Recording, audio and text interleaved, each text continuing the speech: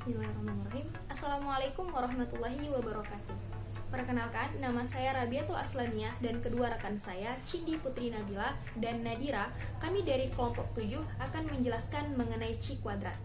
Baiklah, pada video kali ini kami akan menjelaskan mengenai pengertian dari C kuadrat, manfaat C kuadrat, karakteristik dari C kuadrat, langkah-langkah penggunaan C kuadrat, dan contoh C kuadrat. Baiklah, untuk pertama sekali mengenai pengertian C kuadrat akan dijelaskan oleh rekan saya, Cindy Putri. Saya Cindy Putri Nabila akan menjelaskan tentang C kuadrat. Jadi C kuadrat adalah teknik analisis komputasional yang mendasarkan diri pada perbedaan frekuensi data yang sedang diobservasi. Kegunaan dari C kuadrat yaitu untuk menguji hubungan atau pengaruh dua buah variabel nominal dan mengukur kuatnya hubungan antara variabel satu dengan variabel nominal lainnya, atau C sama dengan coefficient of contingence. Dan karakteristik dari C kuadrat yaitu nilai-nilai C kuadrat selalu positif. Terdapat beberapa keluarga distribusi C kuadrat, yaitu distribusi C kuadrat dengan DK sama dengan 1, 2, 3 dan seterusnya. Bentuk dari C kuadrat, bentuk distribusi dari C kuadrat adalah menjulur positif. Nama saya Nadira. Nah, jadi tadi kan kita udah dengar apa itu C kuadrat yang telah disampaikan oleh rekan saya Cindy Putri Nabila.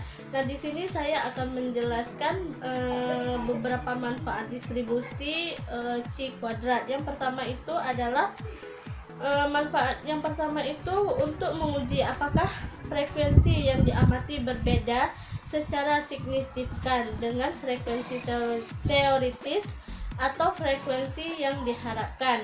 Nah, yang kedua itu untuk menguji kebebasan atau independensi antara faktor dari data dalam daftar kontingensinya.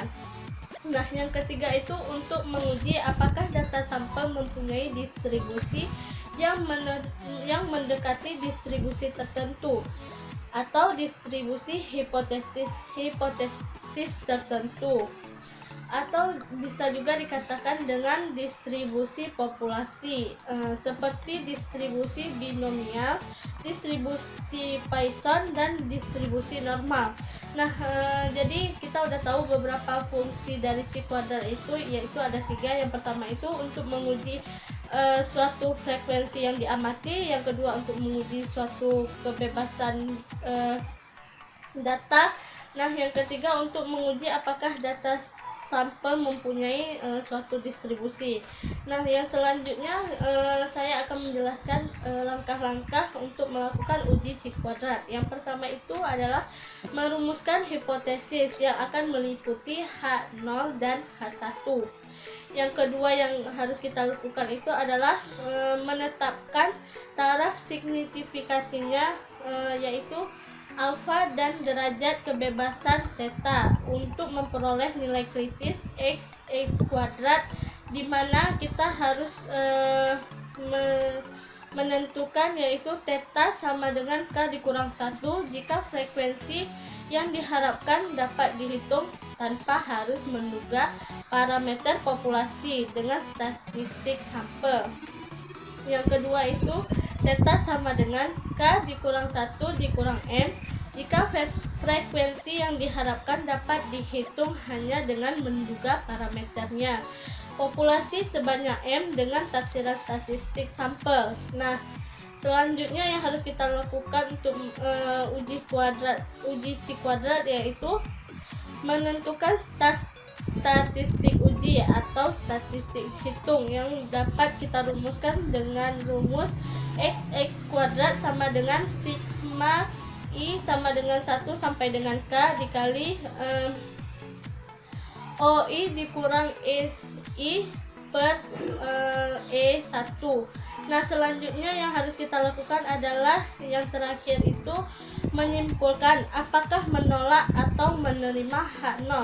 Nah, apabila kita ingin menolak H0, kita harus tahu bahwa H0 itu nilainya X H kuadrat lebih besar dari X0 kuadrat, dan kita dapat menerima H0 jika X H kuadrat lebih kecil sama dengan X H Haksen kuadrat. Nah, jadi itu langkah-langkah yang harus kita lakukan sebelum kita melakukan uji C kuadrat. Jadi cukup sekian yang dapat saya sampaikan, dan selanjutnya akan dijelaskan oleh rekan saya Rabiatul Aslamiyah.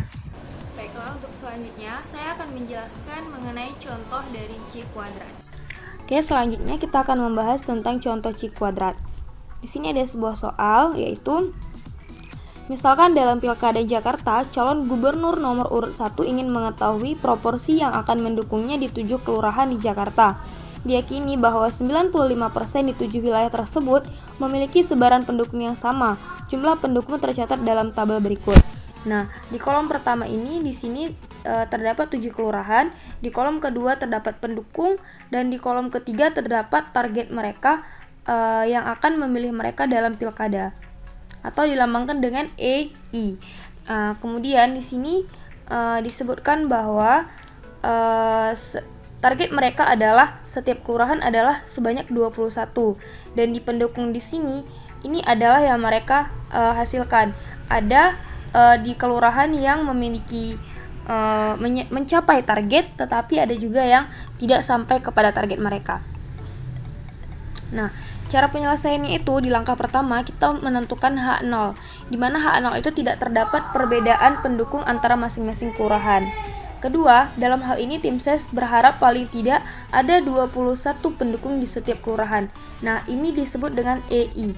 Kemudian yang ketiga, pendukung di kelurahan satu terdapat 29 dari yang diharapkan 21. Nah, di sini maksudnya ialah ada beberapa kelurahan yang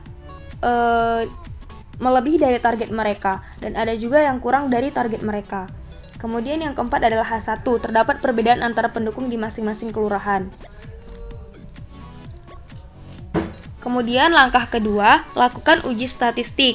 Nah, di sini kita diminta untuk menentukan nilai X kuadrat hitung terlebih dahulu.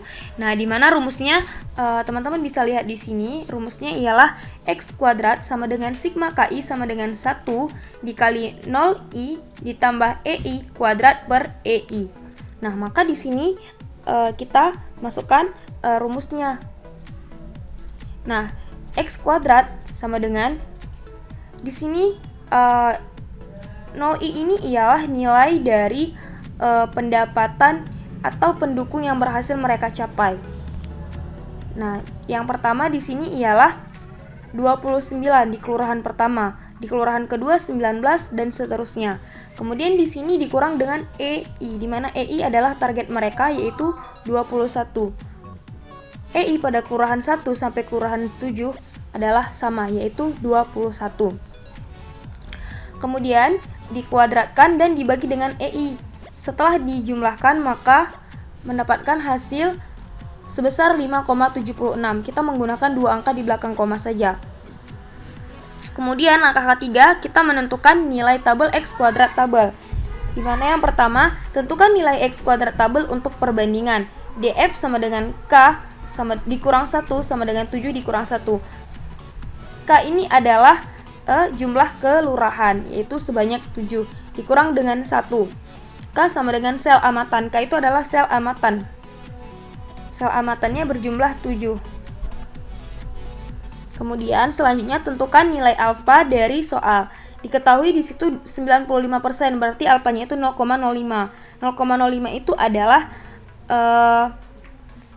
hasil dari pengurangan 100% dikurang dengan 95%, yaitu 0,95 yang dihasilkan yaitu 0,05.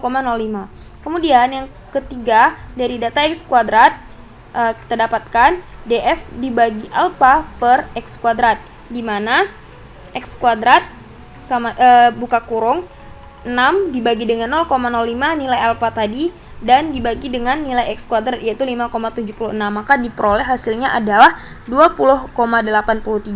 Ingat, kita mengambil 2 angka di belakang koma. Ketika kita di pencarian pertama mengambil 3 angka di belakang koma, maka selanjutnya kita juga harus mengambil 3 angka di belakang koma. Di sini kami menggunakan 2 angka di belakang koma.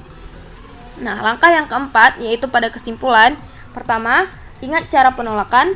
Tolak H0 jika X kuadrat hitung lebih besar atau sama dengan X kuadrat tabel. Karena tolak H0 jika X kuadrat hitung lebih kecil dari X kuadrat tabel, maka kesimpulannya adalah H0 gagal ditolak. Artinya tidak terdapat perbedaan pendukung antara masing-masing kelurahan.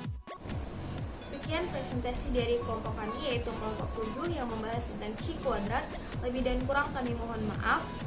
Wassalamualaikum warahmatullahi wabarakatuh.